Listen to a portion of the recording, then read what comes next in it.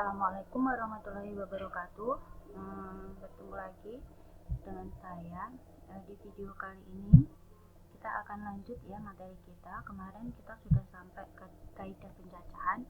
Kaidah pencacahan itu ada aturan perkalian, ada permutasi, ada kombinasi. Tentunya kalian masih ingat ya, permutasi itu apa saja? Permutasi itu meliputi permutasi unsur yang sama, unsur beda, sama permutasi siklis.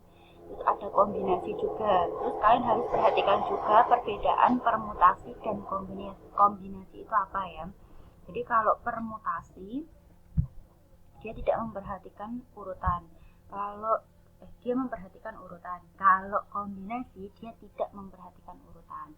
Jadi nanti kalau misalnya ada soal cerita terutama ya, itu cirinya permutasi itu biasanya ada susunan strukturnya gitu ya, kayak misalnya dari 10 siswa akan dipilih 3 siswa untuk menjadi ketua, sekretaris, dan bendahara. Itu kan ada strukturnya kayak gitu ya. Atau misalnya dari 10 siswa akan dipilih 3 siswa untuk mendapatkan juara 1, 2, 3 kayak gitu lah, itu pakai permutasi. Tapi kalau misalnya soalnya itu dari 10 siswa akan diambil 3 siswa untuk mengikuti lomba. Nah, seperti itu berarti pakai kombinasi. Jadi kalau kombinasi itu tidak memperhatikan urutan, kalau permutasi itu memperhatikan urutannya, ada urutannya kayak gitu ya. Itu cirinya kayak gitu. Nah, dari pengertian itu pasti kalian sudah paham ya, dan ada beberapa anak juga yang sudah mengumpulkan tugas ke saya, dan saya ucapkan terima kasih ya. Nah, karena saya rasa kalian sudah paham, kita akan lanjut ke materi berikutnya, yaitu peluang. Setelah kaidah pencacahan itu adalah peluang kejadian. Nah, sebelum ke peluang kejadian, kita akan membahas tentang ruang sampel terlebih dahulu. Ruang sampel sama nanti ada populasi juga ya, nanti kita akan bahas. Nah, kita akan membahas dulu pengertian percobaan ya. Percobaan adalah tindakan atau kegiatan yang dapat memberikan beberapa kemungkinan hasil, atau bisa juga disebut dengan kejadian ya. Contoh, percobaan melempar sebuah dadu ke udara. Percobaan mengambil satu kartu dari seperangkat kartu bridge. Percobaan mengetus sekeping uang logam dan sebuah dadu di udara.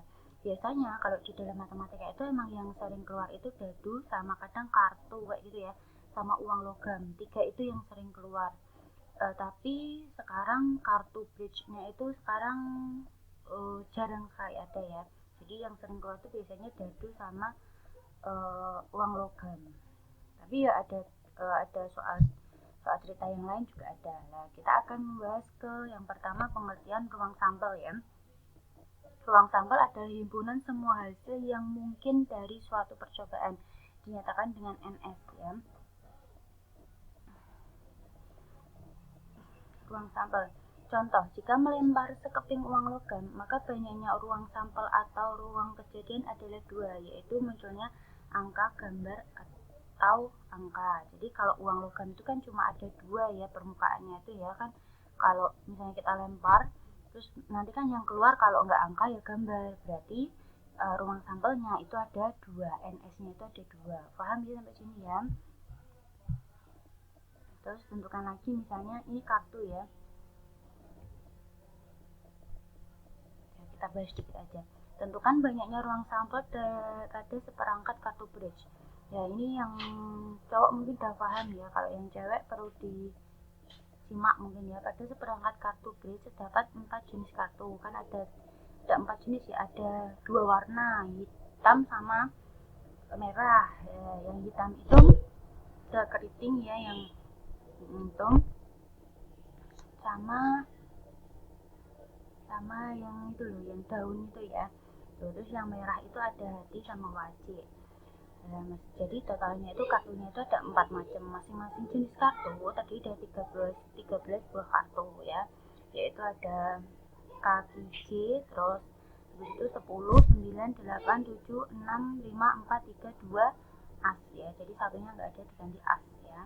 Nah, totalnya berarti kalau satu masing-masing jenis itu ada 13, berarti kan 4 kali 13. Jadi totalnya ada 52. Itu adalah ruang sampel dari seperangkat kartu bridge ya. Harap diperhatikan. Ntar tapi soal itu emang jarang keluar, tapi ya tidak menutup kemungkinan nanti ada soalnya. Jadi di sekedar pengetahuan aja. Contoh, tuliskan ruang sampel dari kejadian berikut. 1. Pelambungan suatu dadu. 2. Pelambungan 2 buah dadu. 3. Pelambungan 2 keping uang logam. 4. Pelambungan 3 keping uang logam. Nah, saya jawab yang nomor 1. Nanti nomor 2, 3, 4 sebagai latihan di rumah ya. Pelambungan sebuah dadu, ruang sampelnya. Kan dadu itu kan permukaannya itu kan isinya ada 1, 2, 3, 4, 5, 6 ya. Angkanya titik-titiknya itu kan ada, yang pertama ada titiknya 1 aja, terus 2, terus titiknya ada 3, terus titiknya ada 4, ada 5, ada 6. Nah, jadi ruang sampelnya satu buah dadu itu ada 6. Paham ya kalau di situ ya. Nah, untuk yang nomor 2, 3, 4 kalian bisa buat latihan, atau nanti bisa kalian komen ya di video ini, di bawah video ya. Ini silahkan kalian komen nomor 2, nomor 3, nomor 4 itu berapa gitu ya. Terus kita lanjut pengertian titik sampel. Titik sampel disebut juga titik kejadian atau anggota ruang sampel pada suatu percobaan. Contoh, tentukan banyaknya titik sampel pada sebuah dadu. 2. Sekeping uang logam. 3. 2 keping uang logam. Nah, untuk satu buah dadu itu tadi sudah saya sebutkan tadi ya, ada kan ada 1, 2, 3, 4, 5, 6. Jadi titik sampelnya ada 6. Terus untuk satu sekeping uang logam itu ada 2, yaitu angka sama gambar. Nah, terus yang selanjutnya 2 keping uang logam. Kalau 2 keping uang logam kalian lambungan bersama, itu kan nanti hasilnya ada 4 kemungkinan ya. Yang pertama, kemungkinan pertama itu kan keluarnya gambar sama gambar. Nah, terus habis itu kan bisa aja gambar sama angka, bisa aja angka sama gambar, bisa aja angka sama angka. Jadi ada 4 kemungkinan. Jadi titik sampelnya ada 4. Nah, NS-nya ada 4 gitu. Nah, untuk kali ini sampai situ dulu. Dan nanti misalnya ada bendanya itu ada 2, misalnya satu buah dadu dan uang logam dilempar bersama. Ruang sampelnya ada berapa, kayak gitu nanti tinggal dikalikan saja. Jadi kalau dadu itu kan 6 ya, NS-nya kan 6. Terus kalau uang logam itu kan NS-nya 2, berarti tinggal 6 kali 2. 6 kali 2 itu 12. Jadinya nanti NS-nya satu buah dadu dan satu buah uang logam itu berarti 12 kayak gitu. Dan nanti kalau misalnya 2 dadu gimana? Kalau 2 dadu itu NS-nya dipangkatkan banyaknya dadu. Jadi kalau dadunya 2 kan NS dadu itu kan 6 ya. 6. Lah kalau 2 dadu berarti 6 pangkat 2. 6 pangkat 2 itu 36. Jadi kalau 2 buah dadu itu NS-nya 36. Paham ya? Untuk bendanya sama itu dipangkatkan. Kalau untuk bendanya itu berbeda, itu tinggal dikalikan. Itu bedanya ya. Jadi misalnya yang satu dadu, yang satu uang logam itu kan beda bendanya. Berarti itu dikalikan. Tapi kalau misalnya 2 uang logam itu kan sama.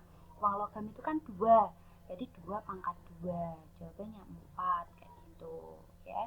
Saya harap kalian paham ya ini ya, sampai sini ya pengertian ruang sampel ya, karena ini nanti akan kita gunakan untuk mengerjakan peluang ya, peluang kejadian. Untuk peluang kejadian kita lanjutkan di video berikutnya aja ya.